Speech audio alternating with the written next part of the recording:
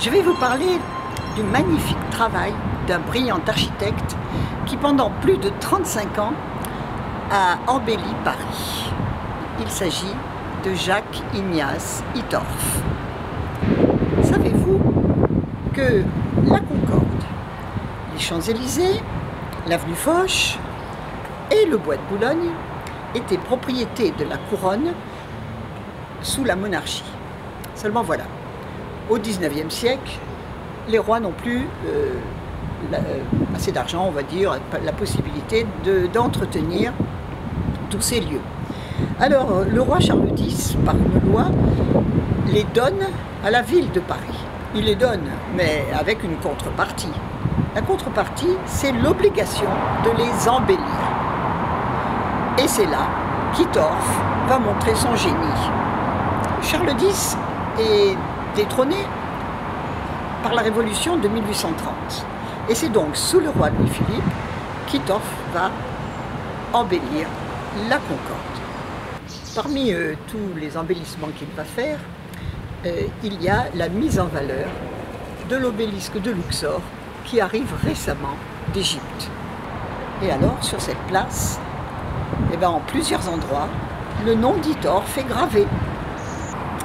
Dans le même temps, exactement les mêmes années, Hittorf va se lancer dans l'embellissement des Champs-Élysées, du moins dans la partie inférieure, c'est-à-dire la partie boisée. Cette partie boisée, depuis le XVIIe siècle, accueillait les nobles en calèche qui venaient se promener. Et puis, petit à petit, la population a changé et maintenant, au XIXe siècle, c'est tout un chacun qui vient pour la promenade dominicale. Alors, Hittorf organise des allées, installe des bancs, des bars, des restaurants et même plusieurs lieux de spectacle. Parmi les restaurants, vous en connaissez certainement un, c'est le restaurant Le Doyen. Le Doyen, c'est Hittorf. On arrive en 1852. Napoléon III prend le pouvoir et il confie à Hittorf l'aménagement des Champs-Élysées. Cette fois-ci, le haut des Champs-Élysées, tout autour de l'Arc de Triomphe. Mais à peine un an après, c'est-à-dire en 1853, arrive celui qui ne supportera pas la renommée d'Hittorf, qui était immense à cette époque. Il ne le supporte pas et il l'oblige à transformer certains de ses projets, à en supprimer ou en arrêter d'autres.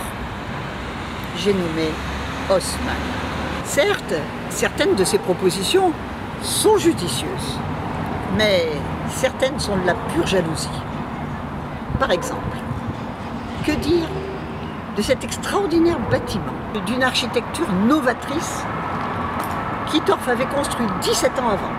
C'était un lieu de spectacle, un des lieux de spectacle. Eh bien, Haussmann l'a fait détruire et peu de temps après, il a fait reconstruire le même, un peu plus loin, par son propre architecte. Vous vous demandez certainement pourquoi, depuis un moment, notre caméraman me filme devant la mairie du 1er arrondissement que vous avez certainement reconnu. Eh bien, tout simplement, parce que cette mairie, c'est le dernier travail d'Hittorf pour l'État. Après, il en a fait beaucoup d'autres et des plus grands, mais ce sont des commandes privées. La mairie du 1er arrondissement, c'est un bijou dû à l'imagination d'Hittorf, qui a dû composer avec de très nombreuses consignes, parfois contradictoires. Je vous raconterai son histoire, et bien entendu aussi celle de la Concorde, des Champs-Élysées et d'autres bâtiments, si vous venez suivre cette conférence sur Hittorf.